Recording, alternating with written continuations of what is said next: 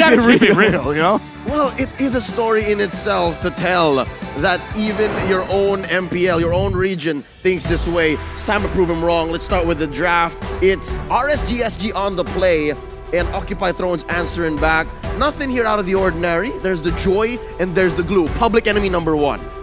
These heroes have been very, very aggressive. And I think right here, the main win condition, the main thing that a lot of teams are contesting in the drafting phase is that lane pressure. If you can have dominant laning phase, that means you can have a lot of control around the map as well. And that is how you get superior rotations that will get you an edge in that control game.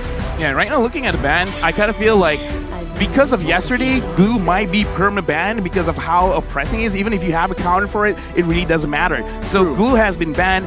Carry as well has been banned. So this is very interesting because Carry is like an S tier pick for the gold league. The fact that they banned it out means that they have a different prior for first pick, and they really understand that right now Carry is super strong as a second pick because Carry already prepares herself to counter any kind of tanky hero, so it really doesn't matter. And countering Carry kind of forces you to use like burst mages and an EXP lane that can go to the backline. So for now, RSG looks like they have a very clear idea of the meta. And the way that Occupy is just answering is like, okay, these heroes are too strong, let's just get rid of them.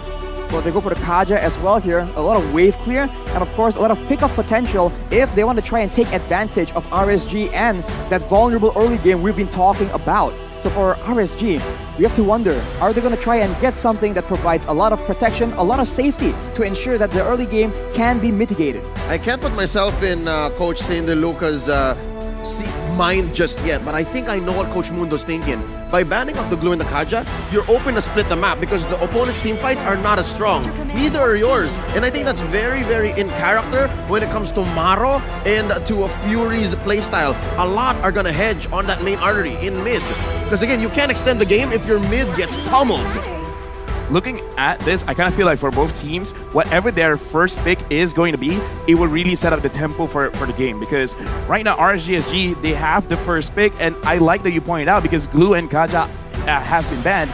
Then the side lanes might be something that Occupy wants to take advantage of. So ban out the Fanny because we saw yesterday that Fanny can be countered. It's not like a sure win if you get a Fanny, but for RSG, they're like, okay, Fanny is so difficult to deal with if you can get the purple buff and then put pressure on the side lane. So right now, being the first pick, in terms of prio, what do you really want as your first win condition? Either damage or engagement. And here it looks like they're playing it a little bit safe by picking up the Fredrid, where it doesn't really reveal too much about what they want to do, but it's very safe.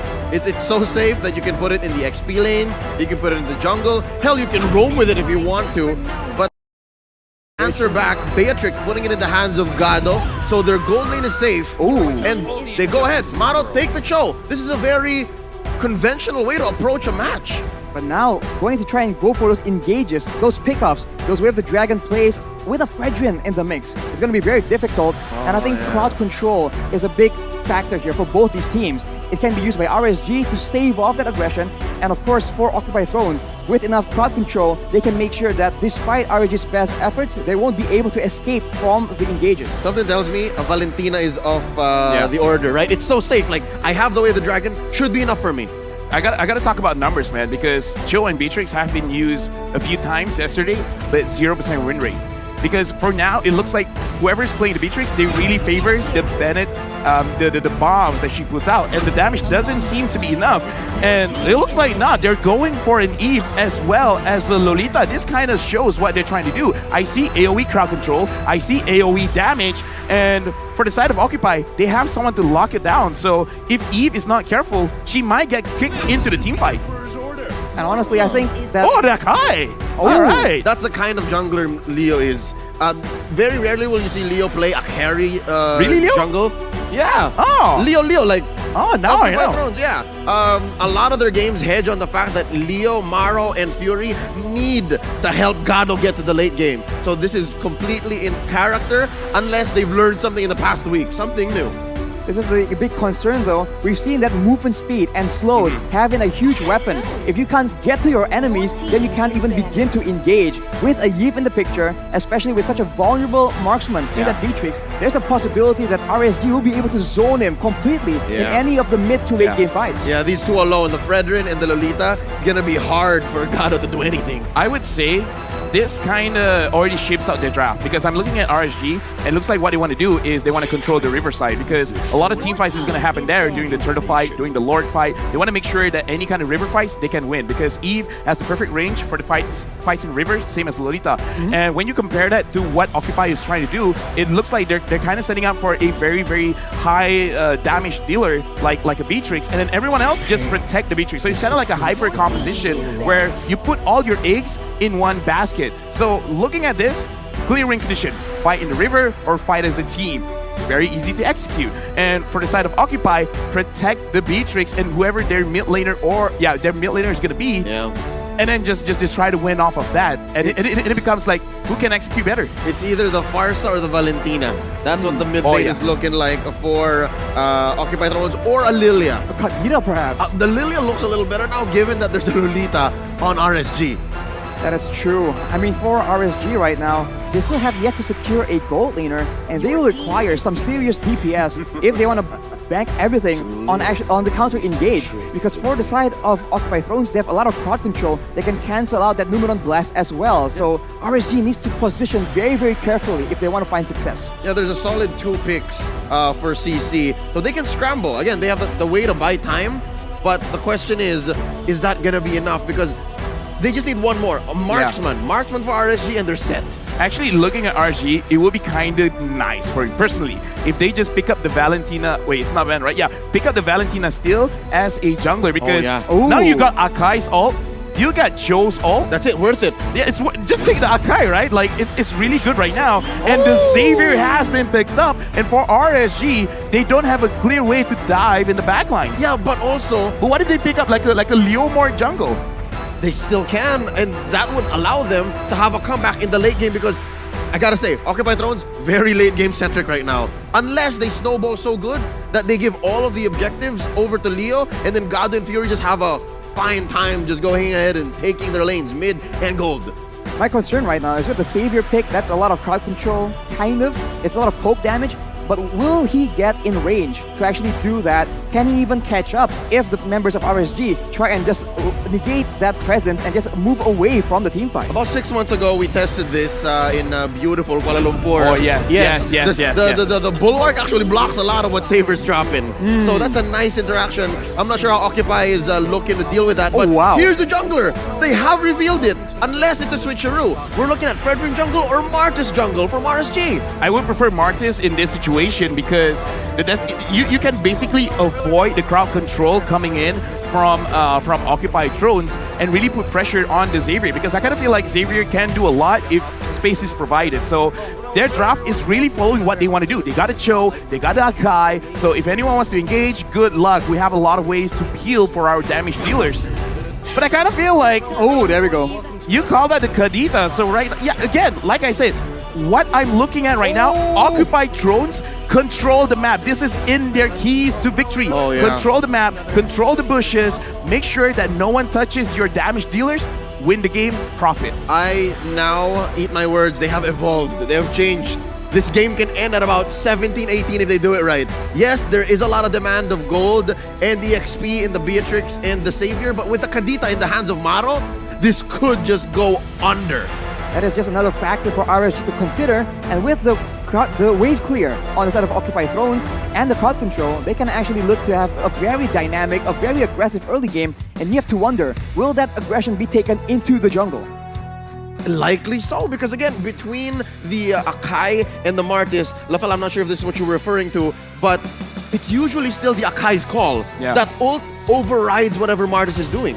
Yeah, and right now we're going straight into the first game of the day between RSGSG and Occupy Thrones. Ladies and gentlemen, keep your eyes on Maro. It's the way that this Kadita will behave that will allow Occupy Thrones to, I don't know, beat their inner demons of becoming a late game team and eventually taking form here at M4. Ooh, the early game is going to be slow as usual, but we have to see where are both junglers going to pass towards, because that will decide how it's going to happen. And of course, the mid lane control is going to be contested from both these players, both these teams, to try and ensure that they have the first move, the first rotation in the game. Fast clear here for Fury and Maro, but what will the rotation be? Folks, confirmed it is a jungle Martis and then Diablo on the Fredrin in the XP. Oh, this is about to blow up. Oh, but look at a lot of them actually getting crowd control. Diablo goes in, and Maro taking a bit of damage, but I kind of feel like this is the direction that both teams want to go. Control the mid, control the riverside, because you want some kind of advantage going into the turtle fight. Well, we have to see. I mean, both teams, they're trying their best to actually get a lead first, because before the turtle actually spawns. Later on, they can use that to try and get a bit of a play, a bit of a lead in numbers and HP bars, and that is what will allow them to get a very guaranteed objective take. So far, about a minute and a half in, and we are still at 50-50. Equilibrium gold. Very little difference here. 150, 30 between each. And even the marksman matchup, look at this, Arashi. It's still Gado and Babycakes waiting for that big rotation. Usually you see that the Beatrix has a bit of an edge in the laning phase, but again, it's always a skill matchup. As you can see, is going for a big play, but Lolzy is forced to use that flicker defensively. That will mean that it won't be up for the play in the turtle, coming up now in 9 seconds. For me personally, that was super necessary because that was a very, very good catch. But right now, Leo, I kind of feel like he already showed his face. And Diablo right now attacking Leo. Leo is going very, very low. And first blood onto Bray. The Decimate doing work. That's a lot of damage, and unexpectedly, RSG are the ones aggressing, and now with the members' advantage, their triggers are kind of low, so they're taking it a bit slow, and right now, it just seems like the patience we've been talking about is showing again for RSG. Yep, RSG just knows how this dance goes, and the clapback from Occupy Thrones is Maro doing his best to keep things under control. He's trying to reset or hold back the turtle so that RSG doesn't convert as quick. I wonder if they can still catch up because look, purple for Leo. Can they stop Bray? Ooh, Maro goes in with the rough waves as well though. The Rune Collision is being used by the side of RSG, but the turtle will be picked up by Bray. Right now, they're trying their best, but that will be RSG taking out 2 members from the side of Occupy Thrones, and Bray is still not letting Leo off. That will be a very decisive fight for RSG. Yeah, it's kind of unfortunate because Hulk, he actually went in, but there was hesitation. He could have caught anyone, but he was like, I don't know which target I want to focus on. And then he was heavily punished. Now, I like teams with aggression, but actually, I like how RSG is playing this. It looks like they understand. They don't have to put their foot on the metal. It's like, we can take it slightly slow because we know that Occupy will be the one to engage. We just wait. It's controlled aggression, but will they catch Babycakes up top? Ooh, the snipe barely misses Babycakes. He is able to escape. Purify has been used, so the members from Occupy Thrones can look for a bit of follow-up. For now, it won't be happening. No harm, no foul. As long as Babycakes is not dying, these early game Purifies are worth it. Yeah, but right now it looks like Occupy Thrones, they're kind of like trying to set something up here at the marksman lane. And they're kind of like taking it very slow because RSG is already here and Lolzy tries to engage. Looks like both teams are waiting for a sign of weakness from each other. Oh, look at that Babycakes! Maro goes in with that rough waves and the Petrify as well, but Babycakes is still able to survive. Definitely not the outcome that Occupy Thrones want. All right, folks, real quick, that is not attack and defense that our tanks are rocking. That's actually concussive blast. It's just like a blast in the past, you know. Like some people really miss the design of attack and defense. I'm one of those guys, but we got to move forward. You just like how it looks like. I just like how it looks. And right now, RSG, it looks like they have a 1.4 goal lead. Babycakes just finished his Demon Hunter sword. And the thing about Claude is, in the test servers, he was too strong that they had to nerf him. So I'm really looking forward to see how RSG is going to execute on this. And it looks like a kick is going to happen. Diablo gets engaged on, but now he is alone. He is actually holding his ground against 2 members from Occupy Thrones. And that'll be a lot of resources burnt before the turtle is even up. Again, you see here that either hesitation or a communication gap between them because Maro was so far off. Exactly, yeah. It looked like it was a prime opportunity to get a punish, and Leo is taking a lot of damage, Leo. Diablo goes in with the Appraiser's Wrath, but now it does seem like Occupy Thrones will be forced to back away from the turtle. Oh, you meant me. But still, I'm sorry. That's about 100% turtle take rate for RSG. They are in control of the map. And again, Occupy Thrones, they tried in the draft to show us that, hey, we're not that late game team anymore. But they seem like they're out of their element. in my personal opinion, they gotta talk to each other, because right now it's like everyone has their own plan of doing what was gonna happen next, but no one's really on the same page. And going up against RSG, that's not what you want to see. If they are comfortable in the late game, then try to farm up as much as you can. Wait for 7 minutes. Try to see if you can fight the Lord, and if you can't fight, then find some kind of farm. Because looking at the items here, Beatrix is starting off with a corrosion scythe, which is kind of odd because usually we see the Blade of Despair first. You see a bit of a duo in the XP lane, though. A fighting game down there. Exactly. But Lolzy has been very active in just making sure that his team has some vision, has some security, and that allows Babycakes to be farming really well. But now he might just pay the price. Rob is being used, but the Blazing Duet is being used by Babycakes to try and turn back the aggression. He's getting very, very low. But 505 with the reward manipulation, barely out of range though. Members from Occupy Thrones just trying to survive under the turret, trying to find shelter. That will be the Dawning Light being used onto Bray, as RSG are trying to make sure that they seal the deal, but they won't be able to. Everyone's so low, but they're able to escape. Oh Lord, the Fury literally at 1 HP. 1 HP, Grandma, and he's about to go home, and they're not letting go. 405! Wow. He was like, I'm not letting you guys through. I see all of the small HPs going around. Grandma is like, no. You're not going home. If you're going home, I'm sending you home. 505. Lozi goes in. Ooh, no being used as well, but Gado will be taken out without any issue. Maro tries to turn back the aggression. Unfortunately, he is the one caught right now in the real-world manipulation. Rosway is being used to escape from this death trap between 3 members. It does seem like actually it's turn around. 505 gets taken out because Leo comes in with the heavy spin, and that will be Occupy Thrones finding some success. It looks like RSG, they overstayed their welcome because Leo had so much time to rotate to that lane and actually make a difference. RSG right now have a very, very good turn for themselves because it's 2.6k. They have a lot of mad pressure. Right now, they just don't make mistakes because Babycakes, I would say right now, he can join the fight. He has a lot of damage. RSG, they can take advantage of Occupy Thrones being a little bit behind. 2.4k, that's a lot. Yeah, right there. That's how you see it, right? Babycakes goes in with the BMI and threatening God. Oh no, God is in trouble. He's very, very low. The Nuan Blast does not land on him, but the Blazing Duet will secure his fate. And on the other side, that is also RSG pulling the trigger. Diablo picking up a kill onto Maro as well. Occupy Thrones. They're just getting caught in these weird fights. Yeah, 3 different battlefields. The turtle, near the jungle, and then that gold lane. All losses for Occupy Thrones. And look at the conversion. Babycake's all about business. Yeah, the thing is, Occupy Thrones, they tried to attack Bray, but Bray is barely feeling it. That's the jungler. And if they can't take down Bray, if they can't take down Diablo, Lolzy is not looking good because, again, their main win condition is the damage on Gado, on Fury, but they're not being able to dish out damage.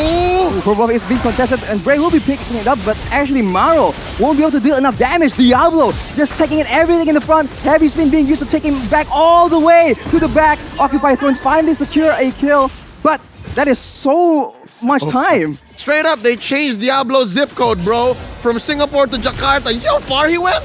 All the way to the second turret. That is insane, but actually they're not just over yet. Bray will be jumped on, and Occupy Thrones finally find some measure of success, but if they take that long to take out the tank, that's going to be a very difficult situation. I feel like this is something that we can touch on a little bit more in the post-game analysis because I want to look at the itemization because if you want to play it for the early game, you have a different itemization. If you want to skill, it's a different kind of itemization. For now, Occupy Thrones, they're really trying to skill. And I think RSG, they realize like, your items is not good for this stage of the game. I'm going to punish this. We're going to go to your lane and you try to kill Bray. You try to kill Diablo. Diablo went in. Every single member of Occupy Thrones plus the turret was necessary to take him down. Oh, can they take down Lolzy? Maro going in with that rough waves as well, but look at the damage. It's so negligible at this point.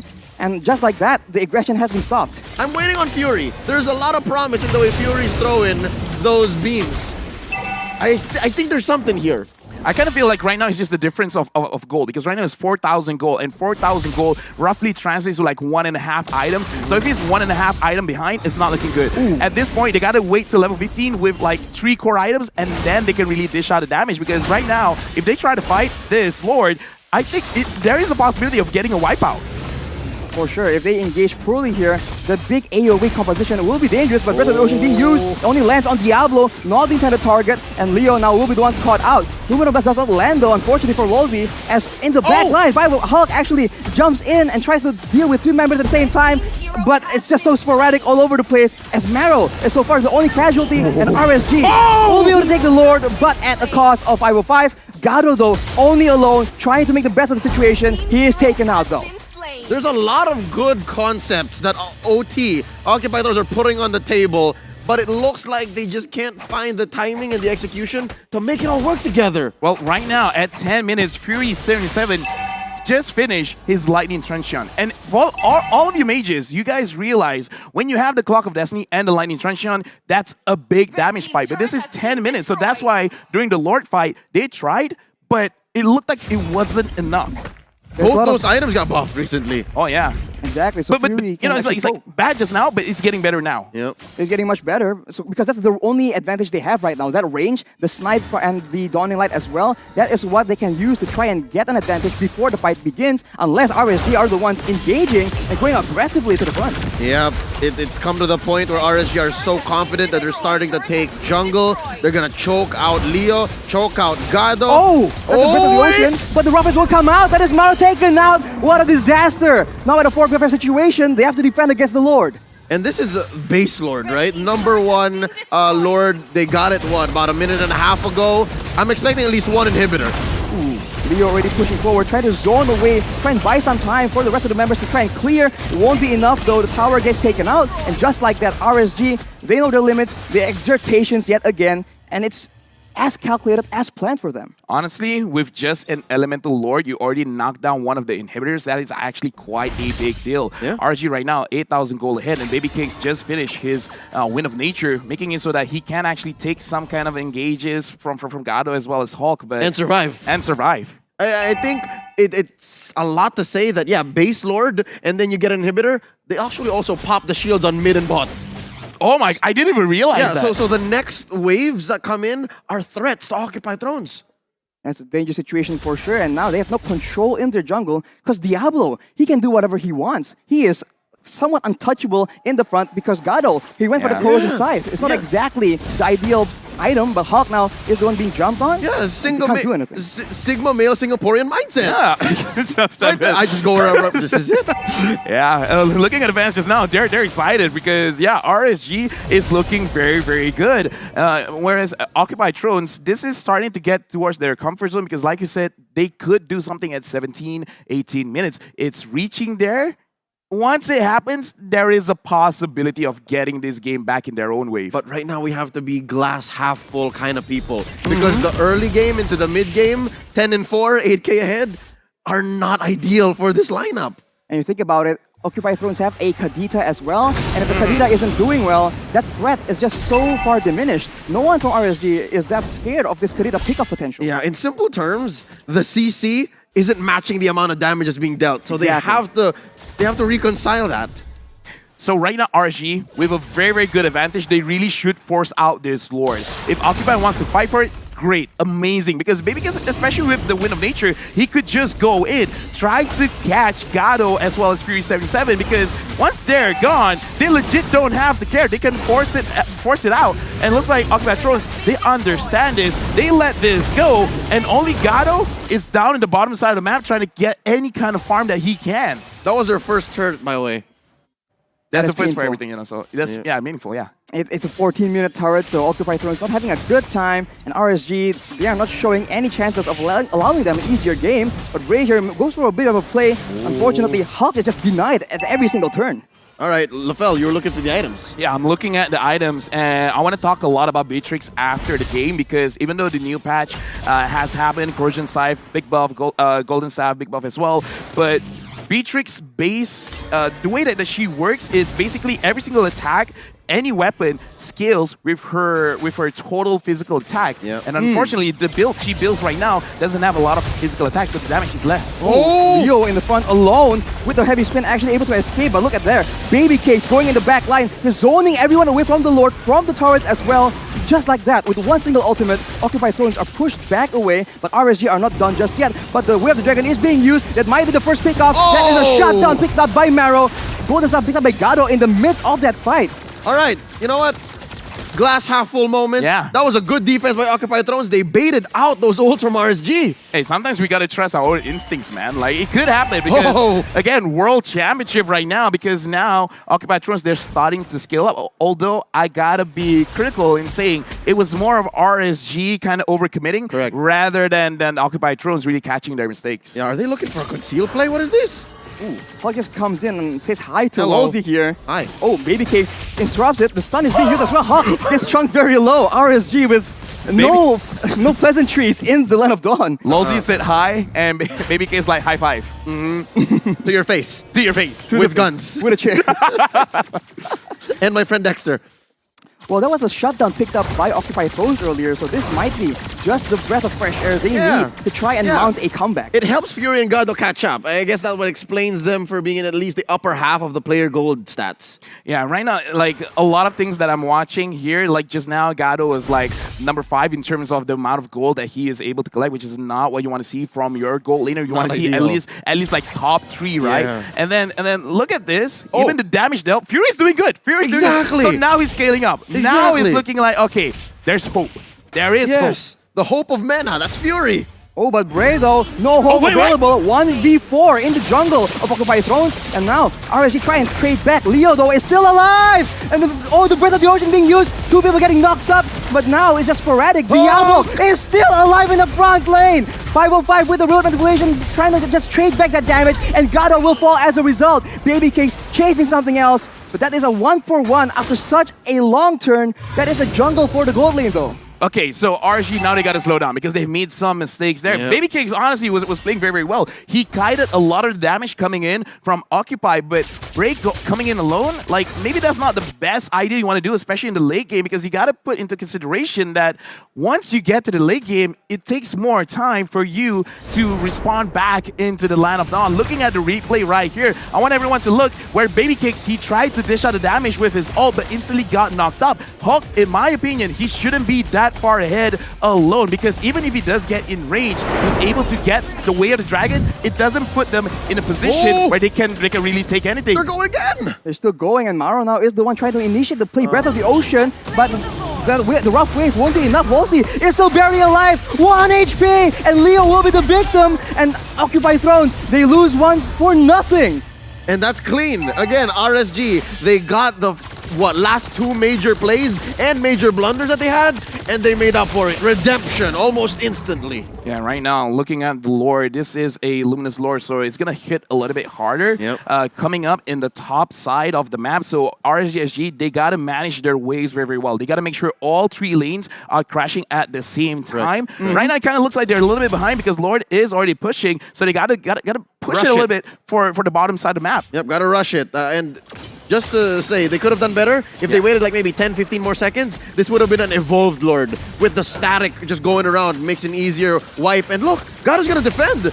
Occupy Throne's still in this. They just take out the Lord, but the empowered waves are still coming in as Baby Case will be able to secure the bottom side base turret. Diablo going in for the engage onto Maro, people. Engage on the engage tool, and it works. Leo has used the heavy spin right now, and RSG, they have all the tools available, all the ultimates still ready for this next tower take. This is what Akai is so annoying. This is why Akai is so annoying, because it looks like RSG, they really want to go. They really want to end this right here, right now. But every single time Diablo or Bray tries to engage something, Akai's just going to push them away. Either push them away or push them towards his own base. So right now, RSG, they really want to make sure Lolzy catches this. Oh, Aluminum Blast with the flicker being used by Lolzy. And Leo, despite his best efforts, will be pushed away. Baby King taken very low, though, shut down by Gado. And now Leo is able to survive from that very aggressive play. It's a 1-for-0 yet again for Occupy Thrones. Leo was on a tightrope. He was on the edge there. Could have sworn he was going to die, especially since he doesn't have the ult. Now he just got it. I was going to say, depending on how much CDR he has, it could make a difference. Bray! Leo with the heavy spin will catch Bray out. That's the Immortal being popped for nothing. That is unfortunate. And now with a 50-second death timer, Occupy Thrones have a window. Dude, I gotta say, man, like, our 18, 19-minute timer is like, We know what we're talking came about. from the future. And right now, Occupy Thrones, they have the items that they need. They're Oh, forcing no. it down mid. Hulk went back, trying to make sure that no backdoor shenanigans will happen with the minions. So right now, RSG, they gotta make sure that Leo is taken care of because Akai, whenever he's so strong, gets banned. Now, not banned, getting picked less and less. But remind us again why it's so annoying. Even when you're losing, you can win. Yeah, no, it's I'd say one of those absolutes in the world of Mobile Legends. If you don't have the Purify, that heavy spin is going to make all the difference. Or flicker, honestly, because you can still flicker out even if he pins you down. But the timing is key. Speaking of timing, the Lord is here. If RSG can secure the Lord, and this time make sure that all 3 lanes crashes at the same time, it's good. But it looks like Occupy, they're starting to fight. Oh, yo. RSG, this is a clean go. Oh, look at What Gado. kind of- He's so far in front, but it actually isn't going to be working out for them. Maro gets taken out as well. That is 2 of the main carries taken out. RSG Singapore out of nowhere, just getting such a good advantage. Occupy Thrones caught off position. Why was Gado there, man? I know. I mean, like, it's okay if he's there, if you got positions on the map to make sure that he sees what's coming, but it did not happen. Not just why was Gado there, but I think it was all RSG because Occupy Thrones, they had Hulk all the way up in the base. It was a 4v5 to begin with. They just steamrolled right over him, and that is just unfortunate. They need to play the front to back a lot more neatly, especially because Fury and Gado, they are relied on to provide the DPS, because without them, Diablo and Bri can just do whatever they want. Right now, looking at, because this is an evolved Lord, it looks like no. RSG, they're not trying to crash all 3 lanes together. They're just going to move with the Lord, get the buff, and try to end it now. Diablo engages. He gets a big taunt onto 2 members, but he is forced with the heavy spin, but he actually goes with the truncheon, and now it's chaos in front of the base of Occupy Thrones. It seems that RSG is going for the fight first, not straight for the base. It's very, very close though, and Occupy Thrones actually are starting to pick up some kills, but unfortunately, that will be the base taken out by RSG. The inevitable victory that RSG has been working towards in the past 20 minutes have come to fruition. Match 1 goes over to RSG SG. Now in this game, usually my post-game analysis, I will talk about the draft, but for this game, I'm actually going to talk about the items more. Again, congratulations RSG for winning the first match, and Occupy Thrones really push RSG, making it so that you're not going to stump us. We're gonna push